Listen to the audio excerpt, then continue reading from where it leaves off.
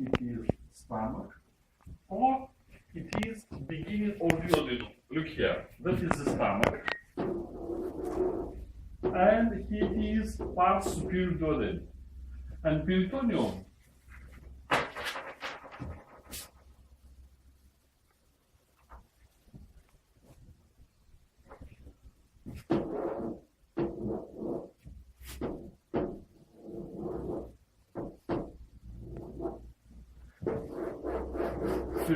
from liver go to stomach and form. What is the name of this ligament? Ligamentum gastricum, or it's go to beginning of duodenum and form ligamentum duodenale.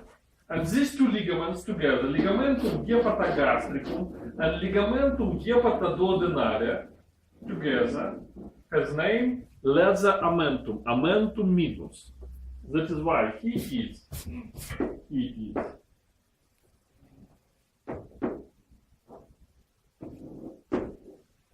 these two layers of peritonium.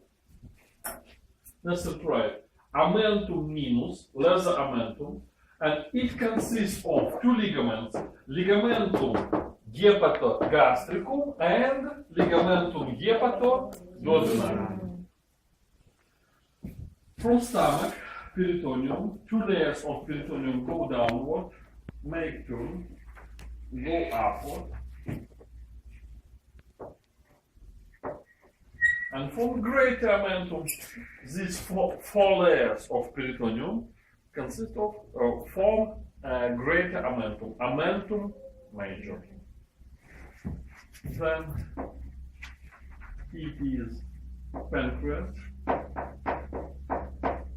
and one leg go upward, another go downward. It is duodenum, and from here, and it is transverse colon transverse. And from posterior abdominal wall, peritonium, go to transverse colon and surround it. And these two layers of peritonium has name mesocolon transversum. It is colon transversum, it is mesocolon transversum. Next, small intestine and peritonium also from it is small intestine and it is mesenterium. And last, sigmoid colon and peritonium forms that is sigmoid colon, it is mesocolon sigmoid. And in true pelvis, rectum, uterus in female, and urinary bladder. And peritonium goes from rectum to uterus, and from uterus to urinary bladder, and from bladder to anterior abdominal wall. And it is two excavatio, two pouches. Excavatio recta uterinum, between rectum and uterus, and excavatio vesica uterinum, between urinary bladder and uterus. In male, it is one excavatio recto vesicalis. In female, recto uterinum and vesica uterinum. And excavatio recto uterinum, it is deepest point of abdominal cavity. It has another name, Douglas pouch. Excavatio recto uterinum. And last moment, it is between stomach and transverse colon. Fused together, how many layers of peritonium? 1, 2, 3, 4, 5. All of these 5 layers fused together and formed between stomach and transverse colon ligament. And name of this ligament? Ligamentum gastrocolicus. Ligamentum gastrocolicus. Now let's go to the second classroom.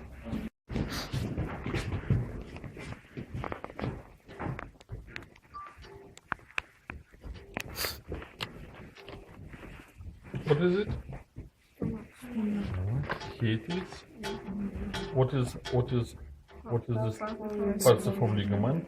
And in front, anterior free body of falciform ligament, it is ligamentum teres hepatis. Coronary ligament, look here, posteriorly, between diaphragm and liver, all of this ligament, it is ligamentum coronarium hepatis, and this free body of coronary ligament has name ligamentum triangular left, and the same it is also coronary ligament, and free body of this coronary ligament ligamentum triangulare dextris. It is clear. Now, topography of abdominal cavity. In abdominal cavity, we know three stories, three floors: upper, middle, and lower. Upper story, it is space between diaphragm and what? And transverse colon. Transverse colon, and it is mesocolon transverse. Between diaphragm and transverse colon, together with mesocolon, that is superior story of abdominal cavity. Here it is necessary to know three recessus, three pockets of superior story. First, it is a recessus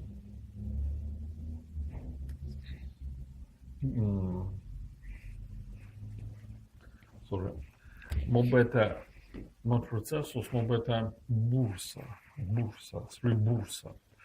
First bursa, it is bursa hepatica, hepatic bursa. It's include right lobe of the liver. It is everything what is on the right side from ligamentum falciforme hepatis. All of this right lobe of the liver take place in bursa hepatica, hepatic bursa. On the left side from ligamentum falciforme, it is all of this space has name bursa pregastrica. It includes left lobe of the liver and anterior surface of the stomach. Bursa pregastrica here. And last and most difficult, it is bursa amentalis. What is it? This bursa is behind the stomach and behind the lesser amentum. Look here. From porta hepatis, from here, peritonium, that is peritonium, go to stomach, and go to duodenum. And from here it is two ligaments. Here it is ligamentum hepatogastricum, and here it is ligamentum hepatoduodenale. Here it is lesser amentum, then stomach, and stomach fused with transverse colon with the help of ligamentum gastrocolicum. That is why if in time of operation we open abdominal cavity, impossible to see posterior surface of the stomach. Impossible. Because here it is lesser amentum, here it is ligament. And if we need to see posterior surface of the stomach, necessary to cut stomach from transverse colon, like here it is, like on this curve. We cut it, and after that we can move stomach and look posterior surface. It is clear? That is why behind of stomach and lesser amentum, wait, look here. Here it is stomach, and here it is lesser amentum, amentum minus. It consists of two ligaments, ligamentum hepatogastricum and ligamentum hepatoduodenale. We have space. Name of this space, bursa amentalis.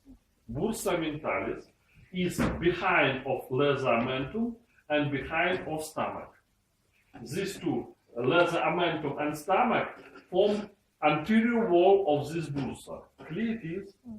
Pancreas and parietal layer of peritonium is posterior wall, and that is transverse colon, and it is mesocolon transversum together with part of greater omentum. It is inferior wall of bursa ommentalis.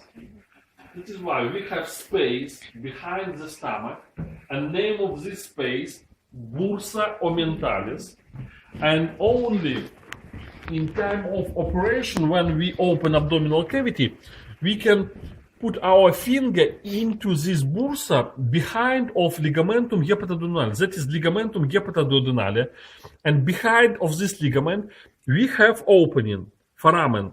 Name of this foramen epiploicum, epiploic foramen, and it is lesser omentum, and we can put our finger into foramen epiploicum. Clear it is? And for example, if on posterior surface of the stomach we have ulcer. Do you know what is ulcer? That is, how to explain it? It is disease where mucous membrane of the stomach destroyed, and sometimes it's maybe destroy all layers of stomach and form opening, perforation of the stomach, and it is opening on posterior wall, and food from stomach go into bursa ommentalis. Clear it is? And if you open abdominal cavity, you there is no problem here. It is because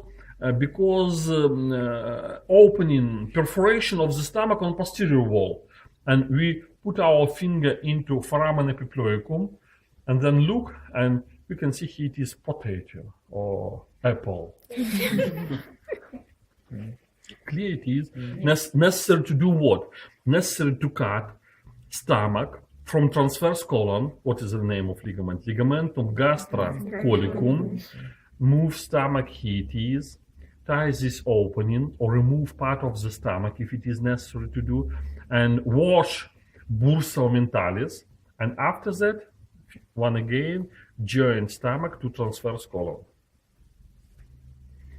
That is bursa ommentalis. Bursa ommentalis, necessary to know walls of this bursa, and necessary to know walls of foramen epiploicum. What is anterior wall of foramen epiploicum?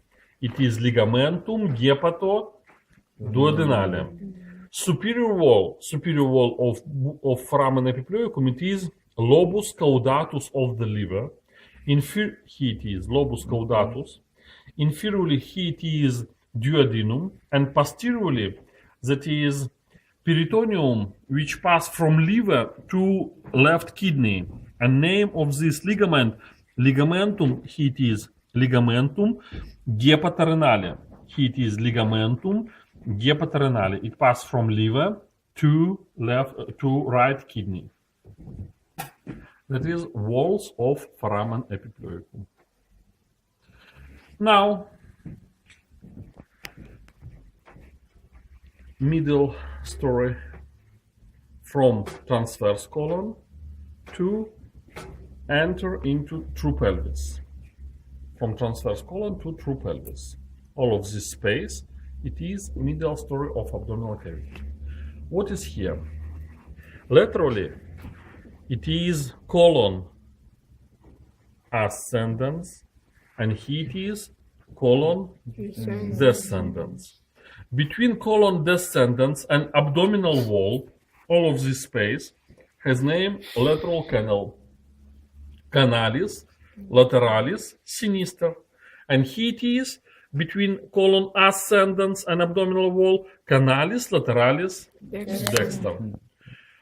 One of these two canals is closed superiorly and not communicate with superior story, and another canal communicate with superior story of abdominal cavity.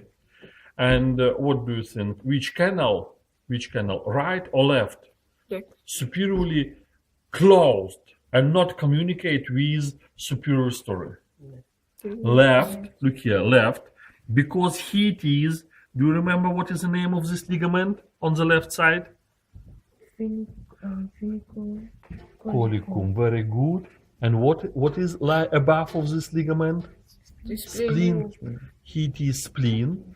And left canal, canalis lateralis sinister, closed with the help of ligamentum phrenico, collicum, and not communicate with superior story of abdominal cavity. And right lateral canal is free and it's communicate. And if something happened, for example, pus, inflammation in superior story, it can go into lateral canal and descend into inferior abdominal story. Next.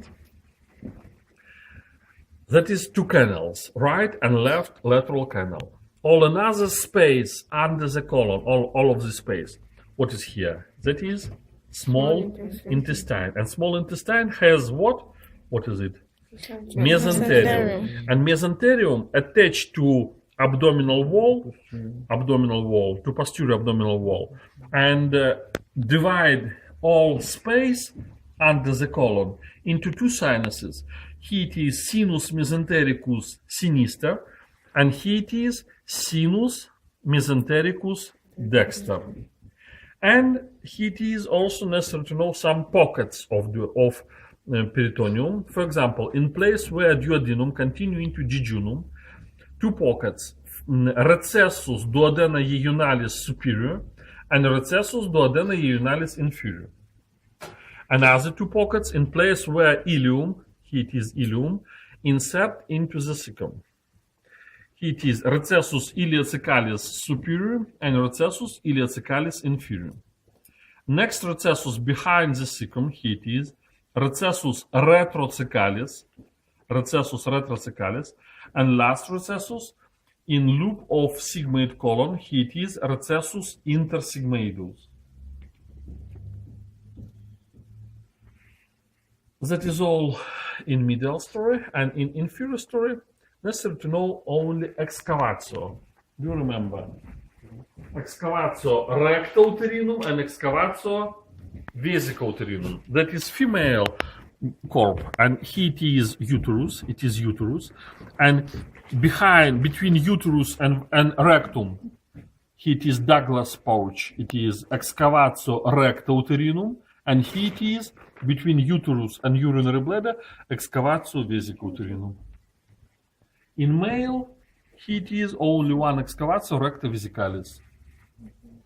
That is easiest part of this classroom. Yes, inferior story, that is easiest. More difficult, superior and middle story.